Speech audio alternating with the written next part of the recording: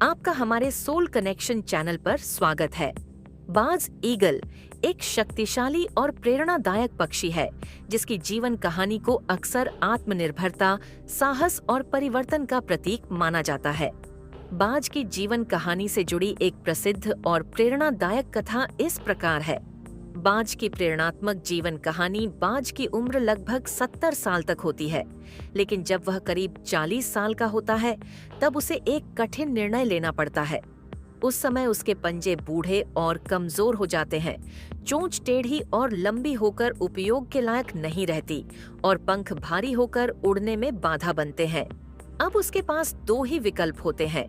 एक, या तो वह धीरे धीरे मर जाए। दो, या फिर वह एक कठिन प्रक्रिया से गुजरे जिसे पुनर्जन्म कहा जा सकता है। अगर वह दूसरा रास्ता चुनता है तो वह एक एकांत पहाड़ी पर जाकर घोंसला बनाता है। वहां वह सबसे पहले अपनी पुरानी चोंच को चट्टान पर मार मार कर तोड़ देता है। जब नई चोंच उग आती है तब वह अपने पुराने पंजों को उखाड़ देता है। फिर नई चोंच और पंजों से वह अपने पुराने भारी पंखों को नोच कर गिरा देता है। ये प्रक्रिया बहुत दर्दनाक होती है और इसमें लगभग 5 महीने लगते हैं, लेकिन इसके बाद वह फिर से नया जीवन पाता है। नई चोंच, नए पंजे और नए पंखों के साथ वह फिर से ऊंची उड़ान भरने लगता है।